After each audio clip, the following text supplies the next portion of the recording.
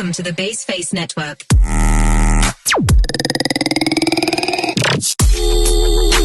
Assalamualaikum warahmatullahi wabarakatuh. Selamat pagi dan salam sejahtera untuk kita semua. Nah, di sini kita akan membahas tentang edukasi kembali ya teman-teman. Sebelumnya, perkenalkan ini adalah dosen saya yaitu Ibu Dian Reski Pangestu SHME. Beliau salah satu dosen yang mengampuh mata kuliah Etika Bisnis Islam loh teman-teman. Nah, beliau juga salah satu dosen terfavorit di Institut Agama Islam Negeri Parepare. Sebelum membahas materi, perkenalkan kami adalah kelompok 2 yang beranggotakan 3 orang. Yang pertama Nur Hikmah, yang kedua Nur Fitriani Budiman, dan yang ketiga saya sendiri Ahmad Harun. Nah, sekarang kita langsung masuk materi ya teman-teman. Adapun materi yang akan kami bahas pada kali ini yaitu mengenai tentang tantangan dan implikasi etika bisnis dalam konsumsi berkelanjutan. Nah, untuk pembahasan yang pertama, kita akan membahas mengenai tentang dampak konsumsi berkelanjutan. Masalah dalam konsumsi berkelanjutan adalah hal yang kompleks dan mencakup banyak aspek. Beberapa masalah yang sering muncul dalam konteks ini termaksud yang pertama, penggunaan sumber daya yang berlebihan. Konsumsi yang berlebihan dari sumber daya alam seperti air, energi, dan bahan baku dapat menyebabkan penipisan sumber daya tersebut. Yang kedua, pemborosan makanan. Pemborosan makanan adalah masalah serius di banyak negara, di mana makanan yang seharusnya dapat dikonsumsi terbuang. Kemudian yang ketiga, polusi lingkungan. Produksi dan konsumsi barang-barang tertentu dapat menyebabkan polusi lingkungan seperti polusi udara dan juga polusi air. Yang kemudian yang keempat, ketidaksetaraan dalam akses. Tidak semua orang memiliki akses yang sama ke barang-barang dan layanan yang mendukung konsumsi berkelanjutan seperti energi terbarukan atau transportasi umum. Kemudian yang kelima, produk tidak ramah lingkungan. Nah, banyak loh ternyata produk yang dihasilkan tidak ramah lingkungan dalam siklus hidup mereka, mulai dari produksi hingga pembuangan. Nah, sekarang kita masuk ke pembahasan yang kedua ya, yaitu tantangan dalam konsumsi berkelanjutan. Tantangan dalam konsumsi berkelanjutan meliputi berbagai aspek. Yang pertama, kesadaran konsumen. Meningkatkan kesadaran konsumen tentang pentingnya memiliki produk dan layanan yang ramah lingkungan dan berkelanjutan. Yang kedua, aksesibilitas produk berkelanjutan. Memastikan produk dan layanan berkelanjutan lebih mudah diakses dan terjangkau oleh masyarakat umum. Yang ketiga, ketidaksetaraan akses. Memastikan bahwa solusi berkelanjutan dapat dinikmati oleh semua lapisan masyarakat tanpa meningkatkan kesenjangan sosial. Kemudian yang keempat, teknologi dan inovasi. Mengembangkan teknologi dan inovasi yang mendukung konsumsi berkelanjutan seperti energi terbarukan dan material yang ramah lingkungan. Kemudian yang kelima, perubahan kebiasaan konsumen. Mengubah kebiasaan konsumen yang tidak berkelanjutan seperti pemborosan makanan dan pembelian produk yang tidak diperlukan. Dan yang keenam, industri dan regulasi. Mendorong perusahaan untuk mengadopsi praktik berkelanjutan dan penerapan regulasi yang mendukung konsumsi berkelanjutan. Dan yang ketujuh, sumber daya terbatas. Mengelola sumber daya alam yang terbatas dengan bijak untuk menghindari eksploitasi berlebihan. Dan yang kedelapan, pola konsumsi global. Memahami dampak konsumsi global terhadap lingkungan dan upaya untuk menguranginya. Kemudian yang kesembilan, pendidikan dan komunikasi. Meningkatkan edukasi tentang konsumsi berkelanjutan dan komunikasi yang efektif kepada masyarakat. Kemudian yang terakhir, tanggung jawab bersama.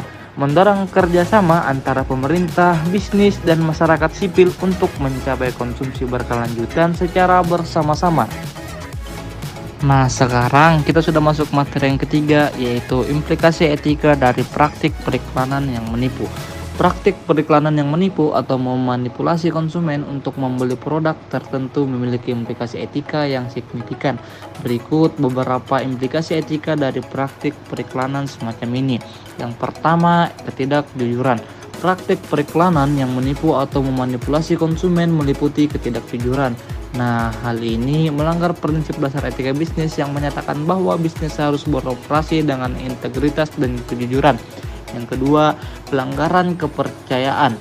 Ketika konsumen merasa diperdaya oleh iklan yang menipu, ini dapat merusak kepercayaan mereka terhadap merek atau perusahaan yang terlibat dalam praktik semacam itu. Kepercayaan konsumen adalah aset penting dalam bisnis. Yang ketiga, merugikan konsumen. Praktik periklanan yang menipu atau memanipulasi konsumen dapat merugikan konsumen karena mereka mungkin membeli produk yang sebenarnya tidak sesuai dengan harapan atau bahkan berbahaya. Kemudian yang keempat, dampak sosial dan lingkungan. Beberapa praktik periklanan yang memanipulatif dapat mendorong konsumsi yang berlebihan dan tidak berkelanjutan yang dapat berdampak negatif pada masyarakat dan lingkungan. Kemudian selanjutnya, pelanggaran regulasi. Banyak negara memiliki regulasi yang melarang praktik periklanan yang menipu atau memanipulasi. Melanggar regulasi semacam itu dapat berpotensi menghindarkan risiko hukum dan denda bagi perusahaan. Dan selanjutnya, kerusakan reputasi.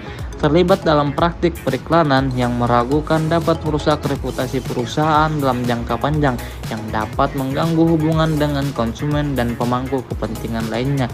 Kemudian dampak psikologis. Praktik periklanan yang memanipulasi emosi atau persepsi konsumen dapat memiliki dampak psikologis yang merugikan, termasuk stres atau ketidakbahagiaan akibat tekanan untuk membeli. Kemudian kehilangan pelanggan.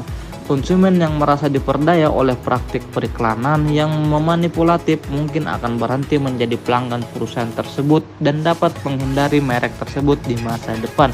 Kemudian teman-teman, oleh karena itu penting bagi perusahaan dan pemasar untuk mematuhi prinsip-prinsip etika dalam periklanan seperti yang pertama tadi, kejujuran, transparansi, dan tanggung jawab sosial. Praktik periklanan yang etis dan tidak hanya menguntungkan konsumen tetapi juga membantu membangun reputasi yang kuat dan berkelanjutan bagi perusahaan.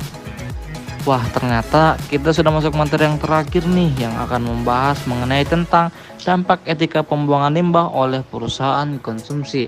Nah, pembuangan sampah dan limbah oleh perusahaan konsumsi dapat memiliki dampak yang signifikan loh terhadap masyarakat dan lingkungan. Dampak ini dapat bersifat negatif maupun positif. Yang pertama, kita akan membahas dampak negatif dulu. Pencemaran lingkungan. Pembuangan limbah berbahaya atau toksik dapat mencemari tanah, air, dan udara, merusak ekosistem dan merugikan kehidupan liar serta kesehatan manusia. Kesehatan masyarakat. Limbah beracun dapat mengancam kesehatan masyarakat yang tinggal di sekitar perusahaan konsumsi, menyebabkan penyakit dan gangguan kesehatan. Kemudian kerusakan sosial. Dampak buruk terhadap lingkungan dapat mempengaruhi mata pencaharian masyarakat lokal dan menciptakan ketidaksetaraan sosial. Kemudian kerugian reputasi. Perusahaan yang tidak mematuhi etika pembuangan sampah dapat menghadapi kerugian reputasi yang dapat memengaruhi hubungan dengan pelanggan, investor, dan pemangku kepentingan lainnya. Nah, kemudian kita masuk ke dampak positif. Dampak yang pertama, pengelolaan berkelanjutan. Perusahaan yang menerapkan etika yang baik dan pengelolaan limbah dapat mengurangi dampak negatifnya, mempromosikan praktik berkelanjutan dan menjadi contoh bagi industri lain. Kemudian yang kedua, inovasi lingkungan. Tekanan etika dalam mendorong perusahaan untuk mencari solusi inovatif dalam pengelolaan limbah seperti daur ulang dan penggunaan bahan ramah lingkungan. Kemudian selanjutnya, keterlibatan masyarakat. Perusahaan yang peduli terhadap etika pembuangan limbah dapat melibatkan masyarakat lokal dalam program-program lingkungan, menciptakan lapangan kerja, dan memberikan manfaat bagi komunitas. Kemudian selanjutnya, kepatuhan regulasi. Mengikuti prinsip-prinsip etika dapat membantu perusahaan mematuhi regulasi lingkungan yang ada dan menghindari sanksi hukum dalam rangka meminimalkan dampak negatif dan memaksimalkan dampak positif. Perusahaan konsumsi perlu mengadopsi praktik pembuangan sampah yang berkelanjutan, mematuhi peraturan, dan berkomunikasi dengan transparan kepada pemangku kepentingan mereka. Selain itu, pengawasan dan peraturan yang ketat dari pemerintah dan masyarakat sipil juga penting untuk memastikan perusahaan bertindak secara etis dalam pengelolaan limbah mereka. Cukup sekian ya materi kita pada kali ini. Kepada teman-teman yang telah mendengarkan, saya ucapkan terima kasih. Dan poin penting pada materi kita pada kali ini yaitu teori dampak aksi adalah halusinasi. Sekian saya ucapkan sekali lagi terima kasih kepada teman-teman yang telah mendengarkan.